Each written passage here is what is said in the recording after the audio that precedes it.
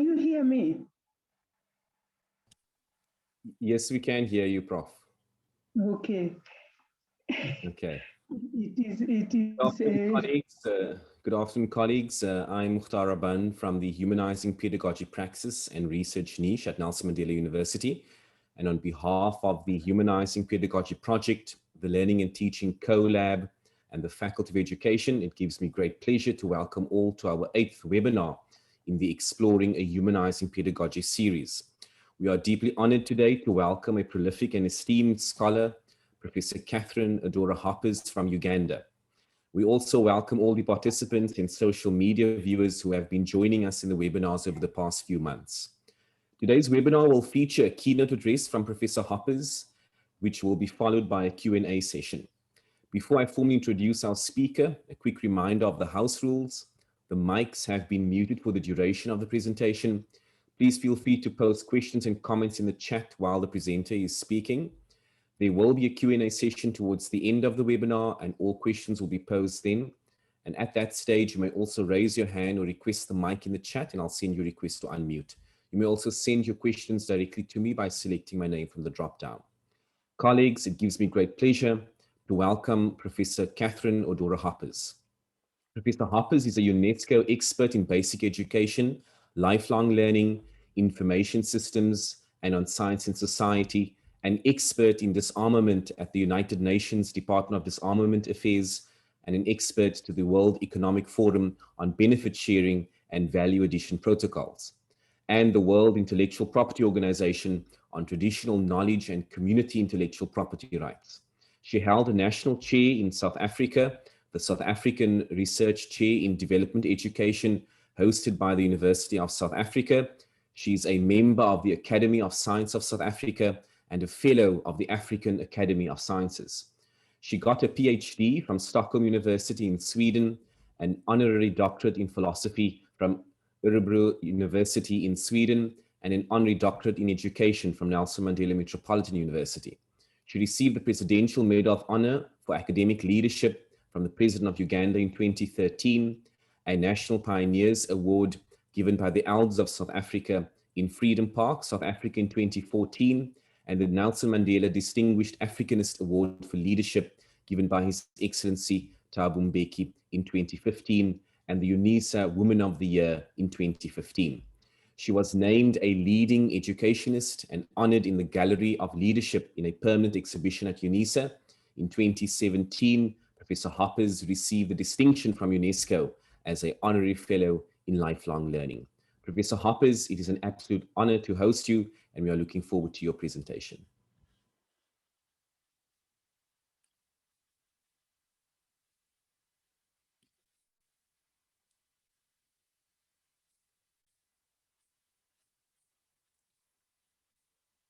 Professor Hoppers seems to be having... Thank you so much.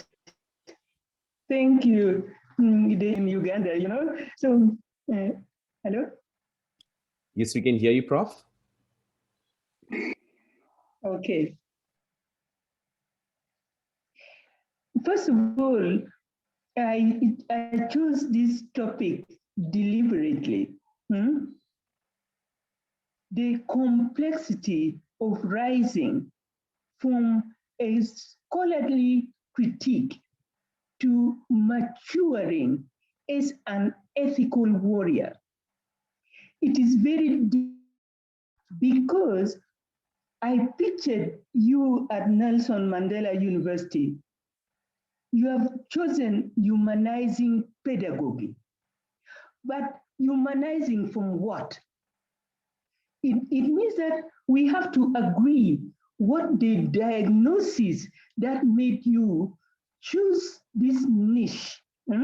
So in this Zoom webinar, I'm going to test you in order to check if we are on the same wavelength. Okay. So I outlined several caveats to sharpen our diagnostic capabilities. For example, knowledge the community and society. What do you know about this link? Because if you don't know the connections between these three areas, you would likely humanize pedagogy in the wrong direction. So I will give you my take. It is written on the blog. As a people, we know that no community is complete without the other. No society is complete in itself. The other opens us, enlarges us. Without the otherness of the other, the self, ourselves, is incomplete actually. What is true of society is true of knowledge. No knowledge is complete in itself. No knowledge is complete without dreams of the other. So unless we get the diagnosis right, our assessment to humanize pedagogy will fall short. The second caveat is education and its link, not with progress, but with barbarity. I quote Elie Wiesel, a Nobel Peace Prize winner.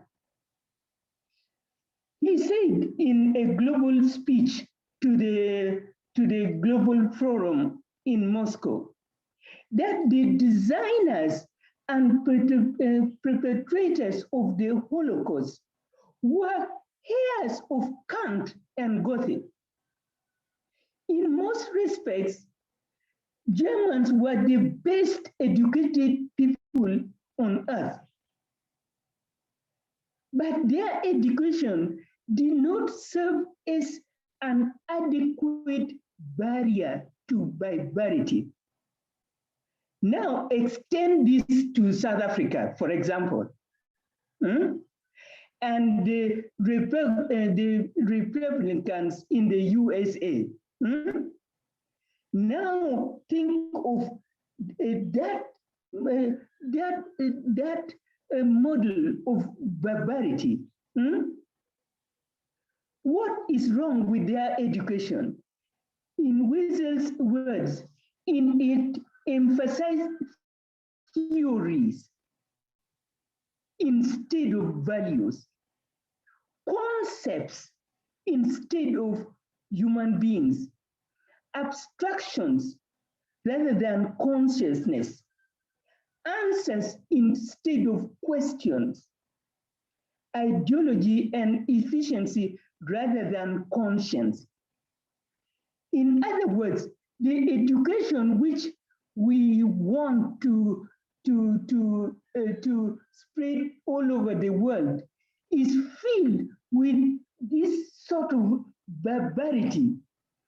This sort of barbarity is ingrained in our education systems. So unless we can pinpoint how we can stop this barbarity from rearing its head, we will our humanizing pedagogy will be for naught. The third caveat comes from Bacon, Galileo, and Descartes. Historically, Bacon proposed the union between knowledge, and power. But it foreshadows the contemporary governance alliance between government, business, and knowledge that has brought so much mischief. I will read to you a quote that I made in my chapter in 10 years ago. Lingering issues relating to the baggage of history of science has been elaborated by scientists emerging from indigenous cultures. Some of these voices point at the link between science, colonialism, and imperialism, and the subsequent silencing of other ways of knowing. Like Westcott have attacked, and especially the way some groups as objects, denying billions of the world's population will and agency. The confluence between science and patriarchal attitudes is best seen in the critique by Caroline Merchant, who traced the genesis of the vicious approach to nature to Bacon in himself. Nature, Bacon said, had to be hounded in her wanderings and bound in service and made a slave. She, not the pronouns, was to be put in constraint. And the work of the scientist was to torture nature's secrets from her. The second aspect of this legacy was points to Galileo. Galileo's separation of the intellect foreshadows the domination of the analytical mind over that part given to creativity, humor, and wholeness. Thirdly, in Descartes' epistemology, one finds the roots of the radical separation of self and object. Together, these laid the foundations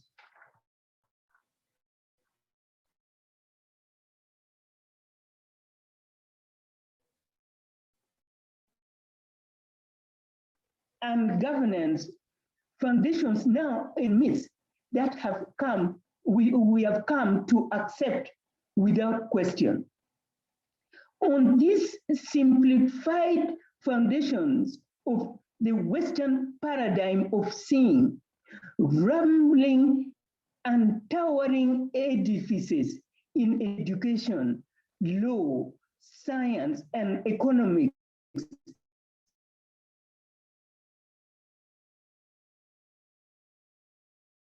built and taught daily to our children throughout the world. Caveat: democracy, true democracy, and lived democracy is a terrifying thought. John Ralston Saul refers to it as an unsustainable existential illiteracy that bedevils the educated elite in its dealings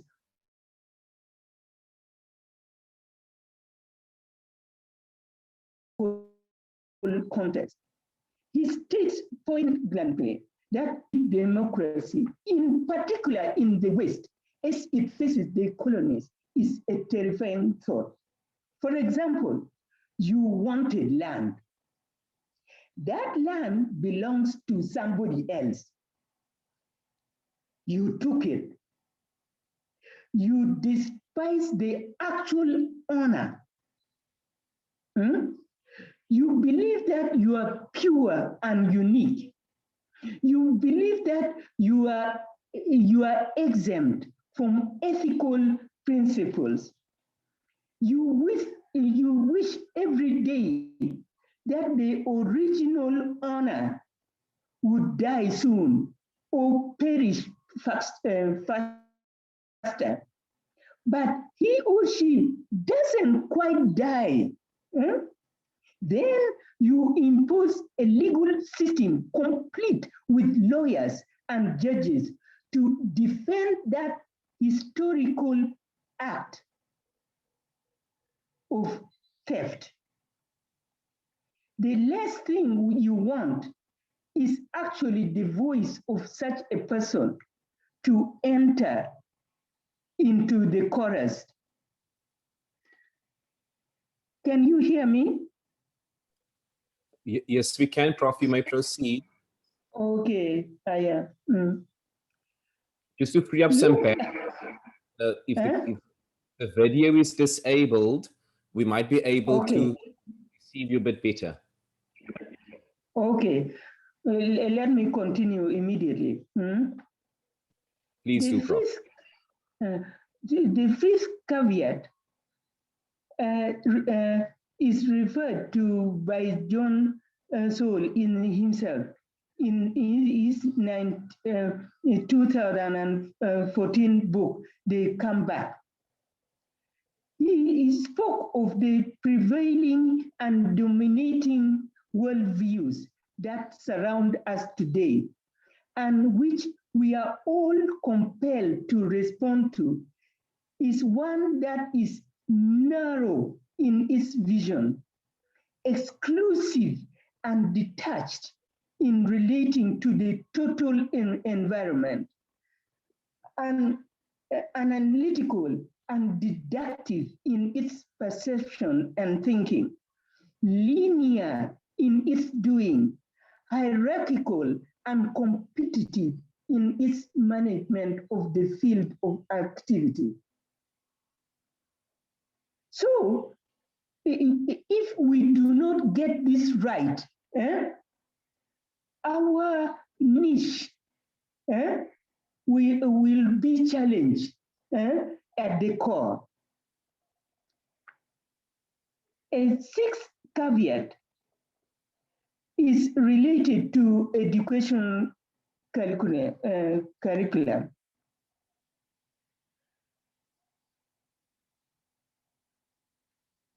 Following the fifth caveat, which in the end I said, the West intentionally hated everything from table manners and dress codes to economic methods to political philosophy to governmental administration and notions of civilization, truth, and destiny.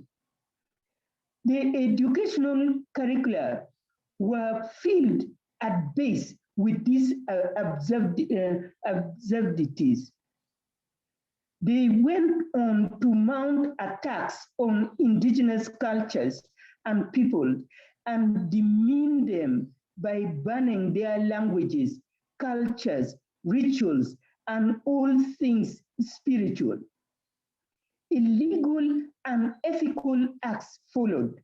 Myriad laws, regulations, and administrative structures were created and amended in order to install a legal infrastructure and punishment, both social and economic, stunningly untenable. So, what is the role of the university in all of this? Our universities, which ought to take us to the same philosophical and cultural universe as the highest level of justice, are instead furnished to deny all non-Western sensibilities. The intractable problems which have arisen from business as usual, the denial approach taken by institutions all over the world, identified by me and Richard in our book, Rethinking Thinking, Modernity's Other and the Transformation of the University, include, among others, colonialism, deadly knowledge apartheid, global warming, and the destruction of the biosphere, unemployment, and so on. In other words, our natural world does not need people who can read and write per se. It needs people who are caring, who have values, who possesses a conscience.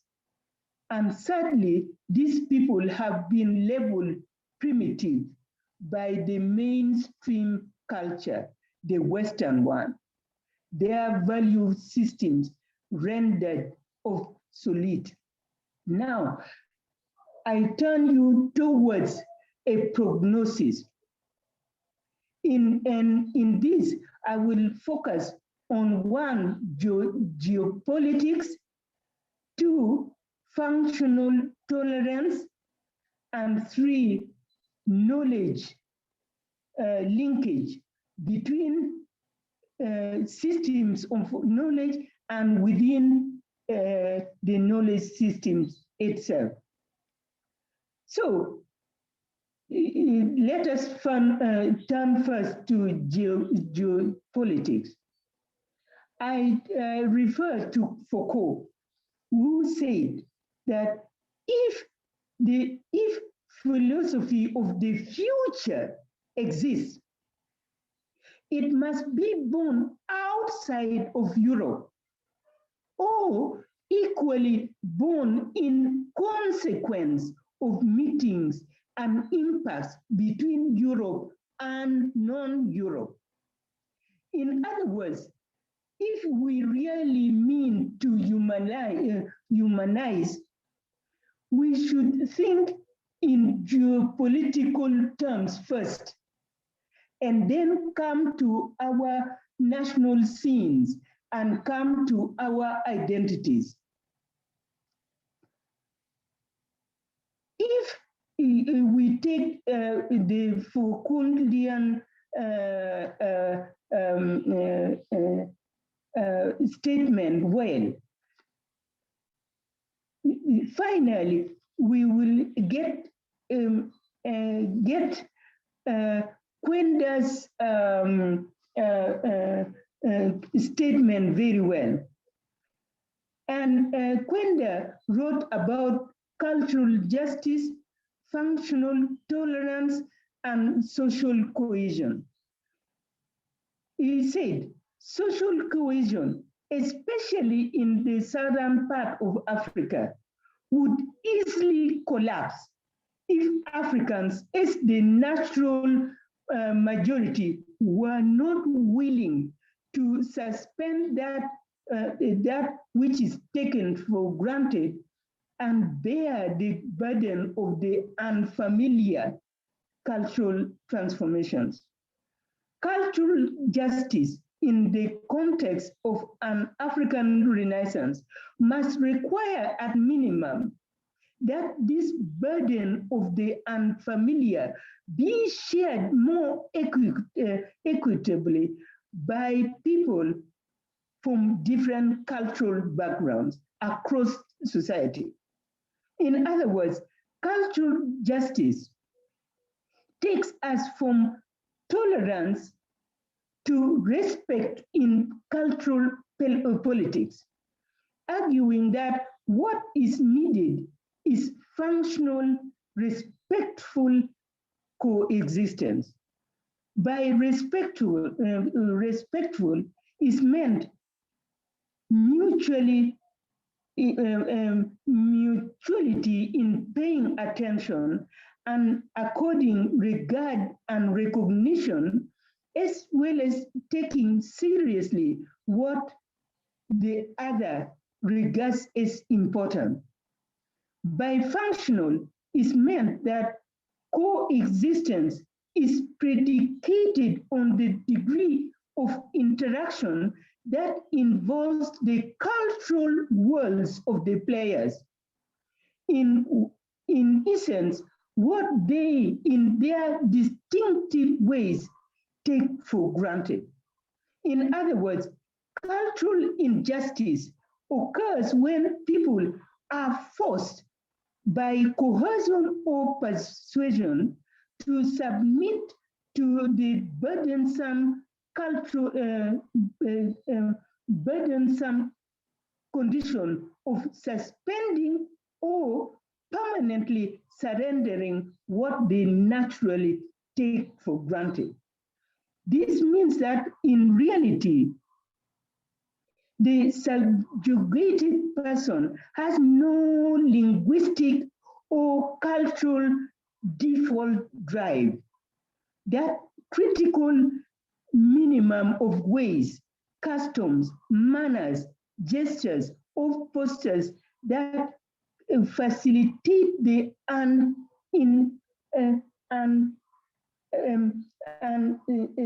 self-conscious action. By its converse, cultural justice means that the burden of constant self-consciousness is shared or at least recognized and where possible rewarded. This sharing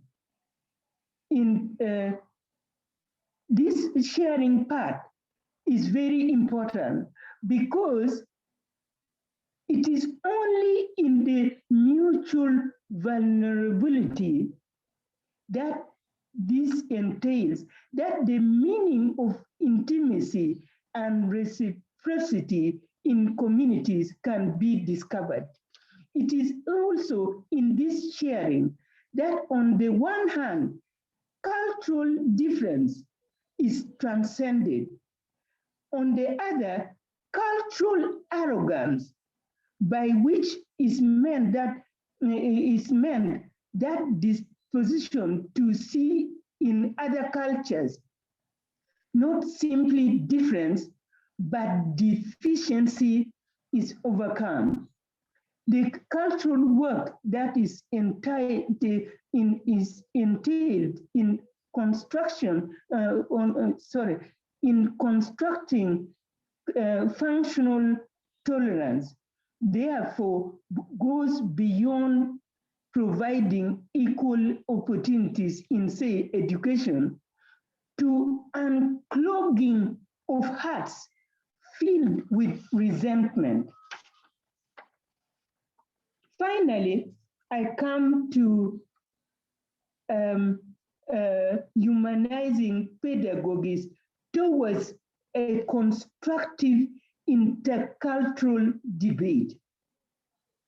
Modern science does not constitute the only forms of knowledge, and closer links need to be established between these and other forms, systems, and approaches to knowledge for their mutual enrichment and benefit.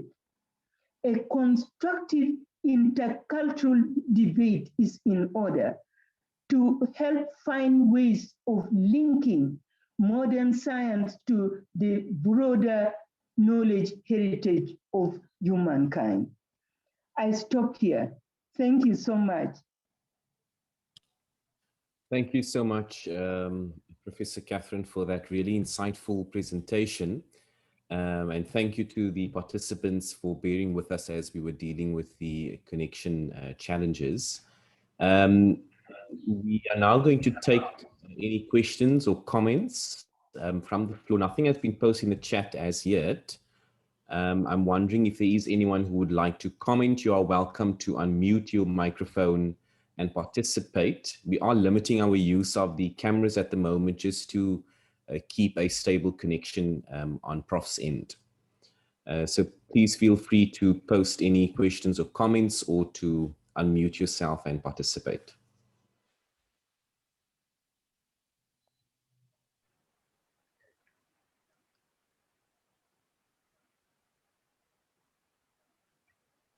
There we go. Denise, you may go. Thanks very much, Mukta, but thanks very much, Prof. Casson. It is lovely to see you after a very, very long time. So thank you very much for gracing our platform again with your very wise words as always. Casson, I was wondering if you could say a little bit more about your last point that you made, where you said that humanizing pedagogy has to engage, to be constructive, as to engage in an intercultural debate. Can you say a little bit more about that to give us a sense of the kind of debate you are envisaging to happen? You've Profson? Yes. Profson, are you with us? I am. Can you not hear me? You may go ahead. I'm not sure if I'm the one having the problems and the others can hear the presenters. Profson, if you maybe go ahead, please. You want me to repeat the question? No, I heard you. Okay, go ahead. Yes. My end. Okay, can I continue? Yes, Yeah, go ahead. Okay. You know, all the universities are locked in the Western frame, actually. All the universities are locked in the Western frame of seeing, and they do not even imagine that there are other ways of looking at things, or of other ways of dreaming, of seeing, and interpreting things. So we must start first from our universities themselves, because we must transform by enlargement. That means what I did in my search chair will have to be brought into the university's sphere of operations immediately.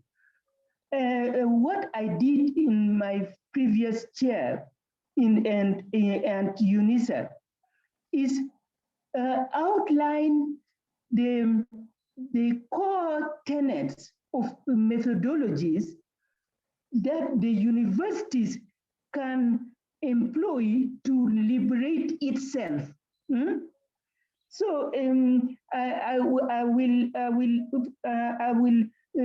go into this in much more detail as needs arises, because it is a serious issue. If I made this presentation, people would tell me, we don't believe it. And yet, from law, science, education, and philosophy, and so we are all locked into that same narrow way of seeing. So if we should take this constructive intercultural debate, I will want to do it with you collectively, gradually, because if I just make a speech about it, it will not make sense. The road is long, but I tell you, we are on it. Okay? Thank you. Thank you, Prof, for that.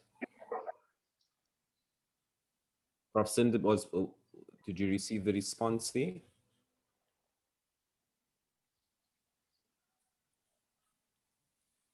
There's a question from Prof Sin, from Denise Sin, Professor Catherine Hoppers.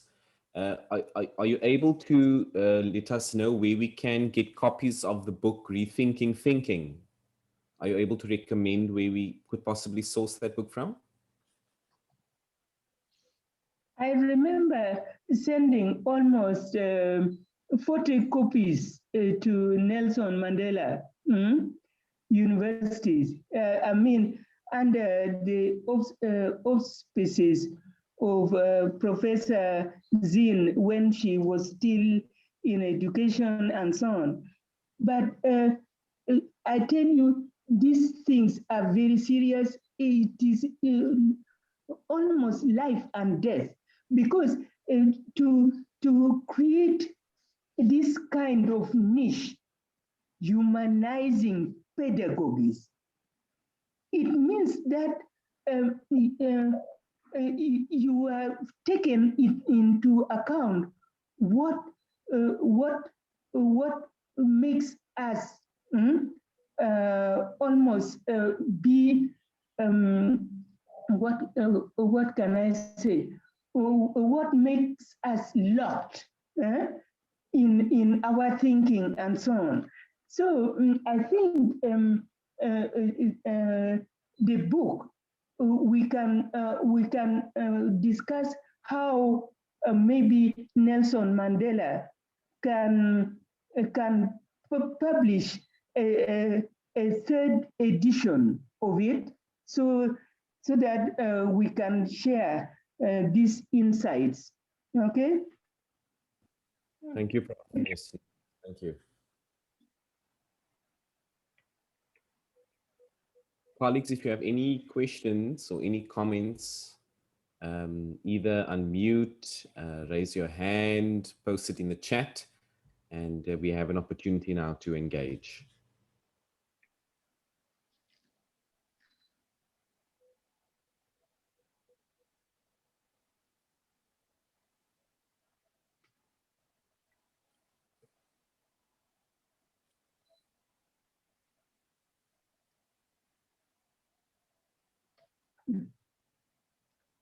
There's silence. It even means one is in complete agreement.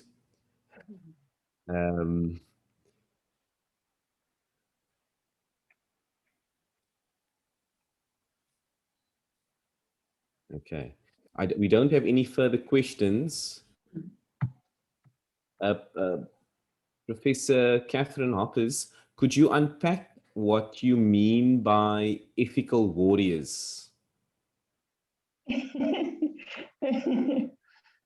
You know, my use of warriors, you can distinguish it from the function of soldiers, for example. Soldiers follow rules. Soldiers follow rules, but warriors are independent. They are guided by their own ethical tendencies. So by me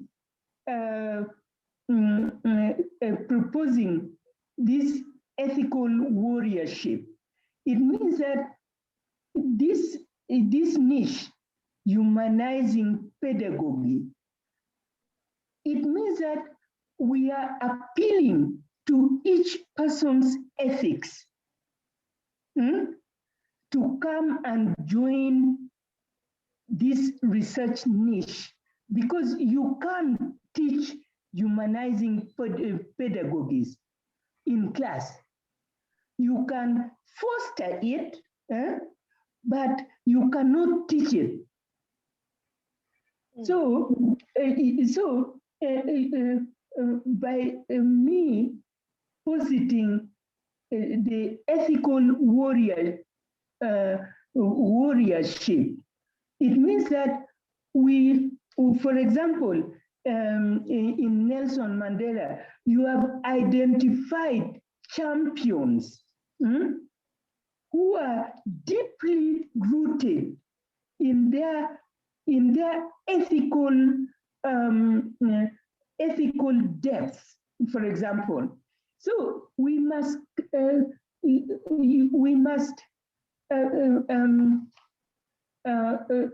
foster these ethical warriors to go out, and we assist them with the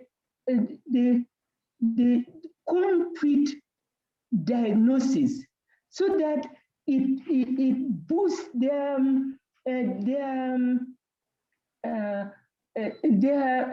what is it, their lenses going out, so that they are not scared, they are not intimidated. So I just by positing this ethical warriorship, I meant to boost the ethical sense that is already identified in the champions that you have already created. And I wish to boost them strategically, so that they are not intimidated by anyone. Okay? Thank you so much, Prof. We have another question from Chanel. Prof, could you speak about the role of African languages in the future of the African University?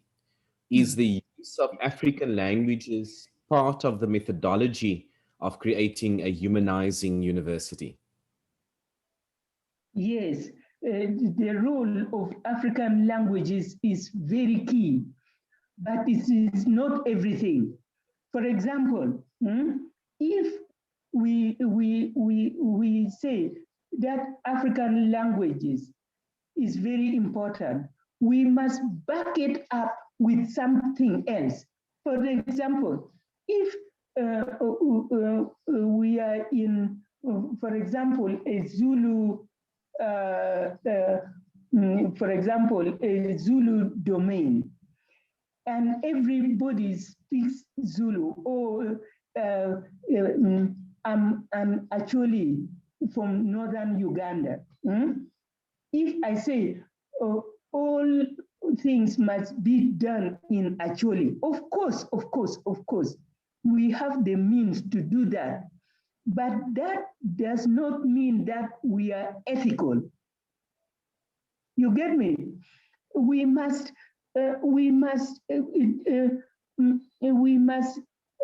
take our sense of identity deeper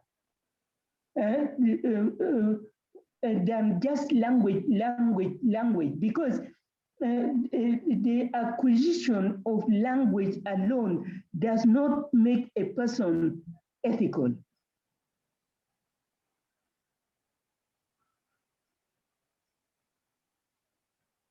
Yeah. Thank you, Prof. Thank you.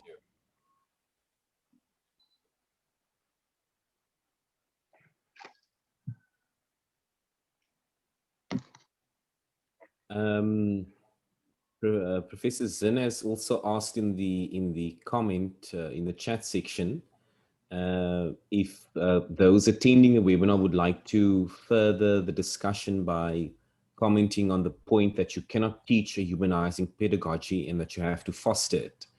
Are there any thoughts from the attendees? Please feel free to unmute your microphone and participate. You don't need me to unmute you. You have freedom today. Can I just say a little bit more about that particular issue, if I may, Mukhtar, and if I may, Prof. Catherine?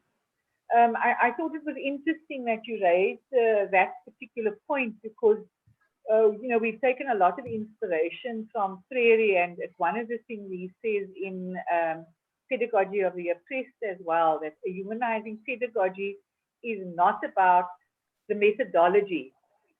People always talk about the methods, and they talk about the methods fetish actually in some writings on humanizing pedagogy. So the point you're making about one cannot teach it, you've got to foster it. And I'm just wondering how colleagues, in the audience actually think about that. How does one then foster it? Besides the answer that you gave about the ethical warriorship, how does one foster humanizing pedagogy rather than teach it? And I'm interested in what colleagues might think about that.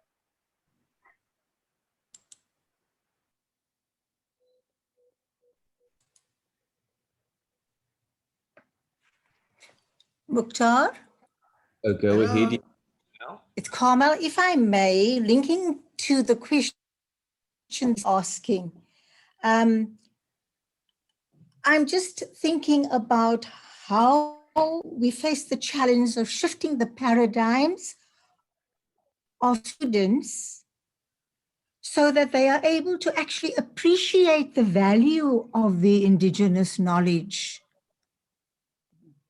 There's a tendency sometimes in the student body to look to the very things that Prof refers to as modern science is not the only form of knowledge. So for that kind of paradigm shift, how does one deal with that kind of challenge with the students to actually appreciate the value of the knowledge? Thanks, Carmel. Please? Prof. Catherine, would you like? Yeah.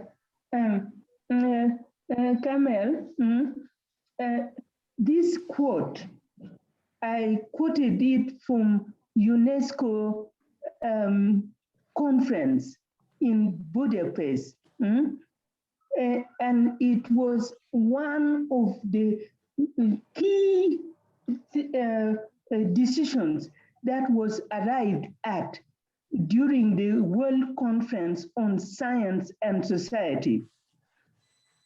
That means that any university can take this up. For example, I've set up a global institute for applied governance in science, knowledge systems, and innovations. And this institute takes on from where I left off in Sachi at UNISA, and it takes on the role of governing knowledge. So this institute, it is global, and it has got almost 60 members of the faculty from all sorts of knowledge systems, from the West, from the indigenous systems, and so on and so forth. Indigenous systems from Africa, from the Native Americans in Canada and the US, and so on and so forth, and down south in New Zealand, and so on. And this issue is actually real, and we are taking it head on. How do we construct this intercultural debate on knowledge systems? And it means that the contemporary knowledge system, which is the West, has got to shut up, and listen. Just listen. Just listen to the others. Just shut up and listen, okay?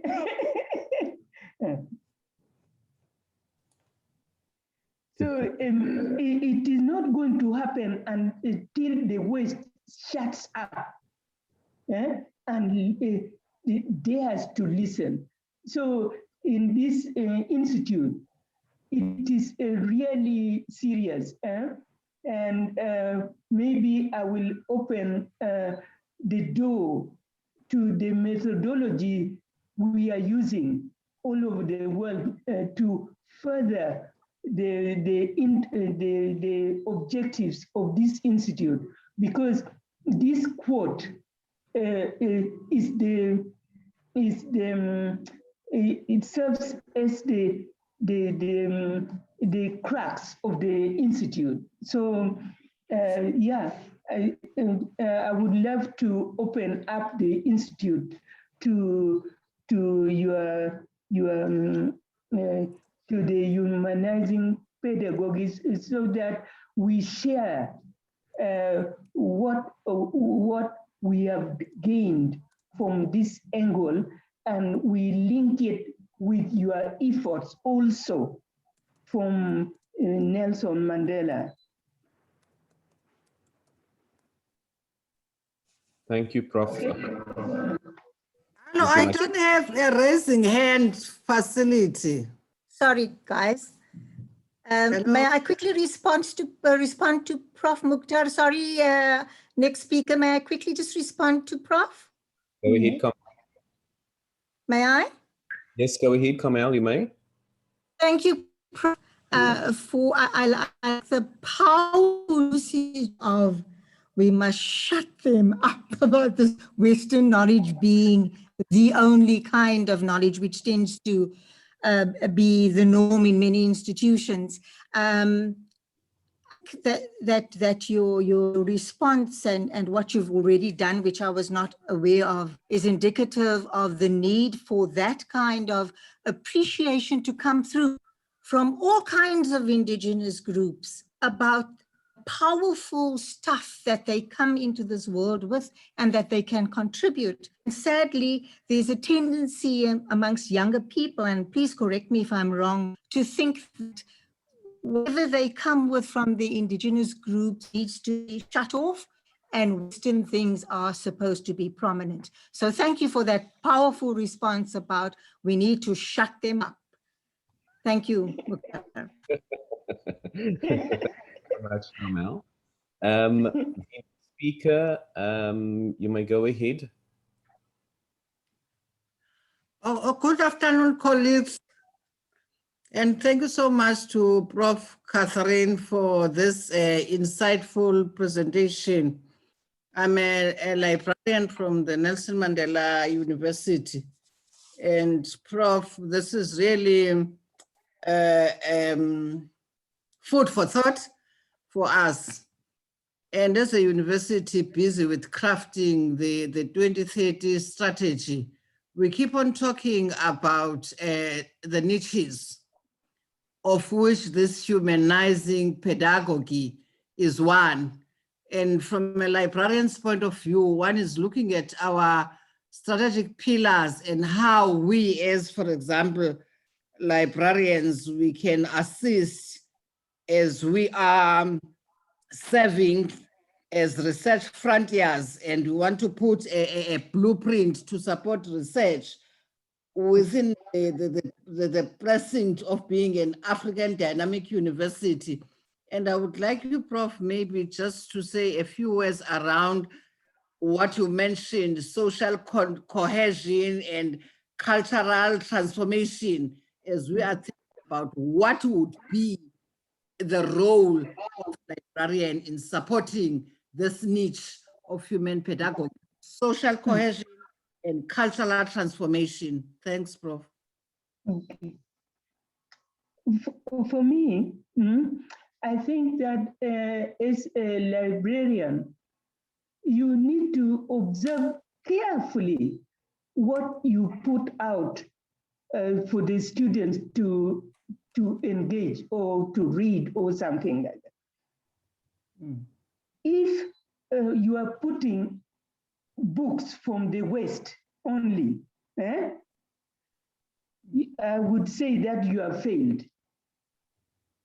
Because if you make sure that books that are generated from the Western way of seeing are balanced by books from the others, who are in actual fact the majority.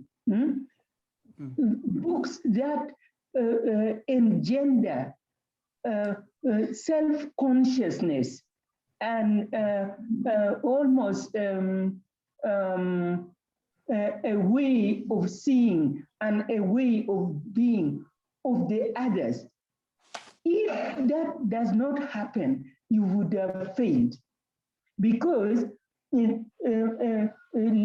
libraries were initially created to advance the West thinking only. Now, it is the 21st century. How can a library be based in Africa and not have African ways of seeing and doing and so on? Is the majority of the books you tender out to students. I would encourage you that you please create a seminar or a conference on the contents of the books, because draw attention to the absence of books, espousing the African way of seeing things, the indigenous ways of seeing things, so that using the library system, you fish out those libraries which are buried deep down in Canada, in the United States, in New Zealand or Australia, and so on and so forth, even China, even India. Their indigenous knowledge, I tell you, India and China have become almost giants because they incorporated both. And now they are ruling over the West. So Africa must think again and urgently, really, is our libraries serving us or not, really? Okay? Okay. Thank you, Prof. Thanks, I Prof. just want to read two comments, and perhaps, Prof, if you'd like to comment on those as well, from Navashni. Prof, I embrace the shut up and listen, and also answer the question about how we sensitize students to the value that they bring into the learning space. So as lecturers, we also need to shut up and listen and be very mindful of how we create the atmosphere for students to lead in the teaching space. And then I'll share another comment by Annalene Keert. Thank you, Prof. Hoppers. I came into the discussion a bit late. Linking with the comments made by Carmel, we will also make it easier for the students if the structure of our curriculum and our literature center and recognize our indigenous knowledges. Thank you. And then a comment was made earlier, Prof, by Nick. Thank you for the inspiring topic. It seems to me like ethical warriorship would quickly set one up against one's teachers, lecturers, or even against the university as an institution. What are your thoughts on that? No. A warrior does not fight. A warrior maps out the terrain of the fight.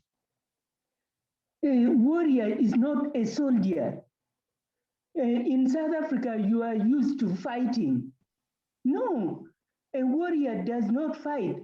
A warrior maps out the strategic zone of the war, So a warrior does not actually fight. It does not set you up against anyone. I will maybe in the next Zoom session sometime I will enter this concept of warriorship.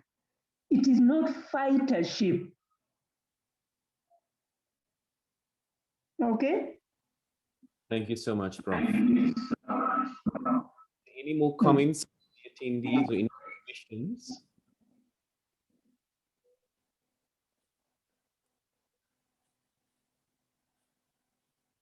There's been a very lively discussion. Professor Zinn, do you have any closing comments or questions? I think just as a closing comment, just again my deep gratitude that Catherine has come back. You know, we've missed you in the space, Prof, for your always provocative thoughts that you put out there, and I guess also I'm encouraged by your last comment, which said next time when we have the next Zoom, you will discuss the idea of warriorship a bit more, and so we're looking forward to that, and maybe I think Mukhtar is the project head now. I'm not at the institution in that role anymore. The generation who is Mukhtar's and the others on the web have taken over, and they are warriors too. So I want to say thank you. Okay. Not fighters, Prof. We're not fighters, eh? We're warriors. So, so I'm glad you put that out there, and that they can then take you up on it. Because we have a lot of fighters, Navashni. You know, I'm seeing them popping up here. The ones that say yes, you just have to say shut up and listen. And I think that is a fighting spirit. The fighting spirit. But it's about mapping out the terrain, as you say, to be strategic. So thank you very much. We really enjoyed that. I really enjoyed that. Thanks, Catherine. Thank you so much. Prof. Catherine Thank Hoppers, you so much. final.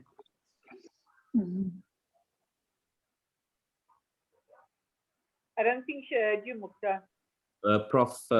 Catherine Hoppers, any final comments? Closing comments?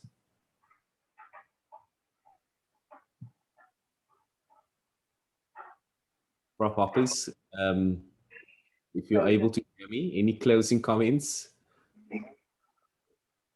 I think that hello. Yeah, can hear you. Yes, I'm getting to that. Yes, every input it constitutes a process. This theme of rising from a scholarly critique to maturing as an ethical warrior is more than I mean. You should take it as a process. This